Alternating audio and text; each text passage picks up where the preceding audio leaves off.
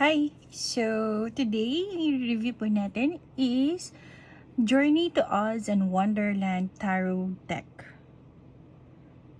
Grabe, sobrang nahirapan ako hanapin tong tarot deck na to. Wala akong makita dito sa Philippines, like fully book, run it deck. Hindi ko talaga siya makita. Shopee, Lazada, wala. Meron man ako makita, fake. So, sa Amazon ako bumili and it cost $79 plus shipping fee pa kasi hindi siya eligible for free shipping. So, sobrang curious ako dito kaya pinush ko na. So, yun. Tingnan natin. Ayan. Siya sa gilid. Ayan. Para may susian siya. Ang ganda. Ayan. And then, meron siyang additional na 4 additional bonus card. So, tingnan natin. Let's see. Yung nilagyanan pa lang niya. Ang ganda na. Oops, ang dami niyang ano. Prepare for mystic voyage. Yan. Mystic Madness Tarot. May mga ganyan ito siya.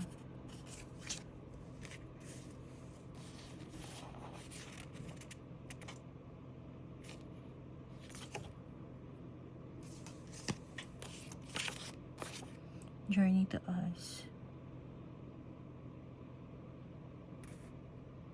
Ayan.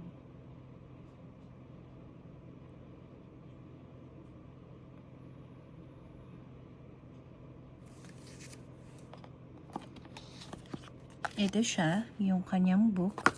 Ito muna, yung box. Meron siyang nakaligay na In a tome worn by time, tales intertwine. Meron siya mga ganun.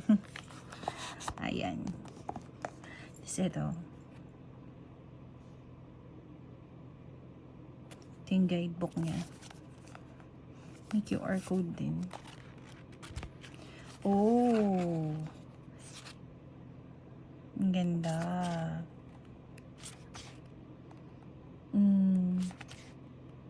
Understanding the Tarot. Ayan. Yung ano, kanyang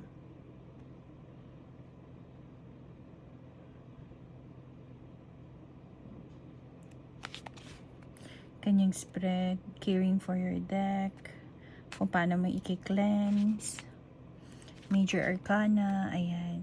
Para siyang ano, antique na paper, ganun.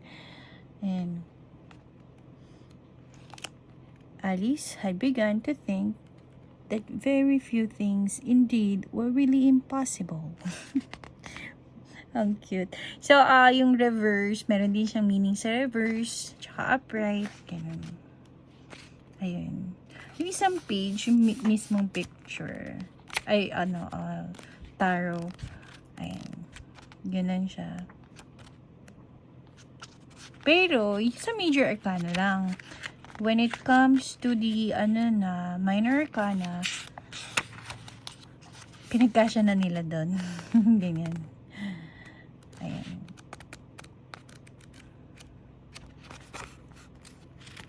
Tapos, siya ay 135 pages. Alright. So, yan siya. Proceed na tayo sa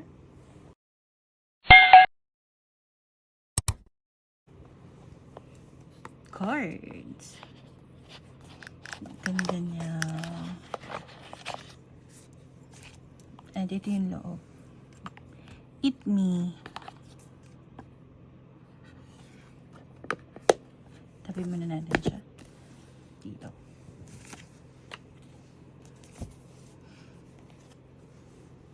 Okay. Tingnan natin yung side. Ganyan siya. Mas okay sa akin yung mga ganitong side kaysa sa gilded. Ayoko na may mga silver or gold. Eto, mas okay sa akin siya. Then, sa pag-grab, okay siya. Sakto lang.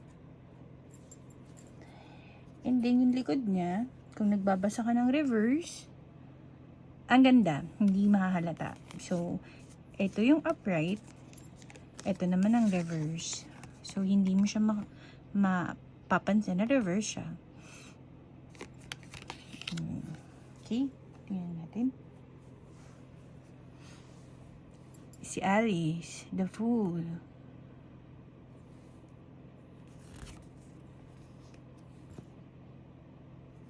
Magician, the Mad Hatter. High Priestess. The Empress. Ang ganda. Pati nung ano niya, texture niya. The Emperor. The Hermit. The Strength. The Chariot. The Lover. The Hierophant. Wheel of Fortune. Justice. The Hangman. Death. Temperance. Devil.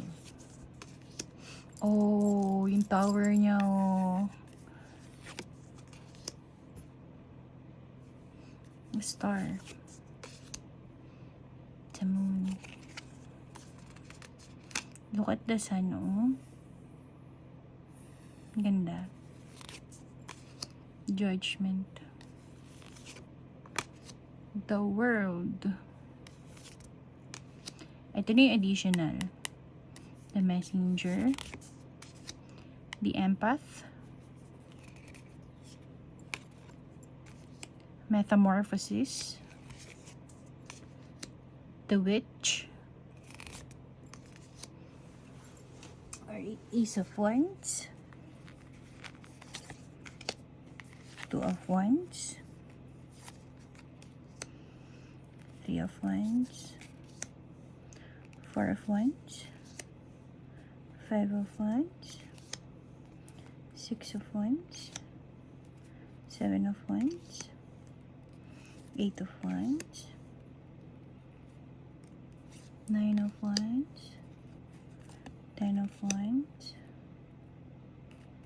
Page of Wands. Ang gaganda ng pictures. Knight of Wands. Queen of Wands. King of Wands. Ace of Swords. Ganda. Two of Swords. Three of Swords. Five of Swords. Six of Swords. 7. 8. 9 of Swords. 10 of Swords. Page of Swords. Knight of Swords. Queen. King. Oh, Ace of Cups. Drink me. Are you going to drink it or not? Two of Cups. Three of Cups. Four of Cups. Five of Cups. Six of Cups. Seven of Cups. Eight of Cups. 9. 10. Page of Cups. Knight of Cups. Queen of Cups. King of Cups. Ace of Pentacles. Two of Pentacles. Three of Pentacles. Four of Pentacles. Five of Pentacles. 6, 7, 8, 9 of Pentacles, 10 of Pentacles, Page of Pentacles, Knight of Pentacles, Queen, and King of Pentacles. Grabe, ang ganda talaga niya. Actually, nahanap ko yung isa pang version eh. Yung gold, yun nandito. Yun nandyan. Kasi white to. Ito yung parang regular eh. Yung gold, yun, hindi ko siya pa mahanap hanggang ngayon kung saan ako makakabili. Pero, ito, yung isang version which is, I think, classic. Tawag nila dito. Kasi yung isa, mas maganda siya. Gold, yun nandito na. Same lang naman, pero gold siya. Gold yung, hindi siya white na font. Gold. Ayun. So, try natin siyang i-shuffle.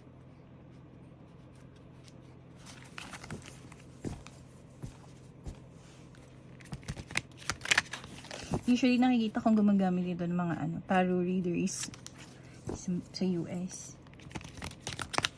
Kasi, parang ang hirap hanapin dito.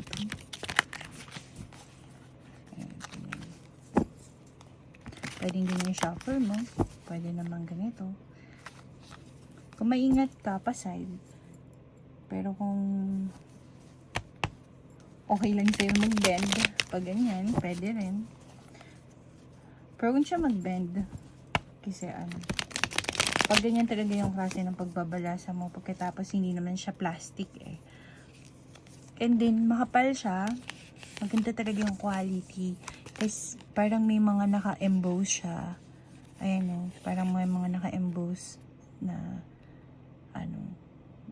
yan. So far, parang ito pa lang yung pangalawa sa pinakamahal na tarot cards na meron ako. Kasi yung isa is nasa around 6,800 pesos. Ito is around $79.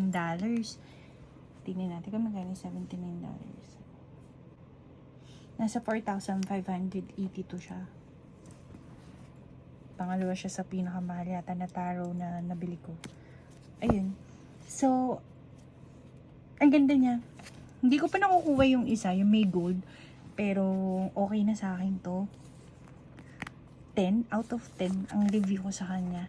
Ang sarap niyang hawakan, parang creamy. Yun, parang creamy siya na madulas. Ganun. 10 out of 10 to sa akin. I love this card. Ayun. So, if you have any tarot in mind that you want me to review, kung available na siya, i-review ko siya. Pero kung hindi siya available, I'll do my best to find it, kumanap ko. Kasi minsan ang hirap din hanapin. Ayun, so thank you and see you in my next video. Bye!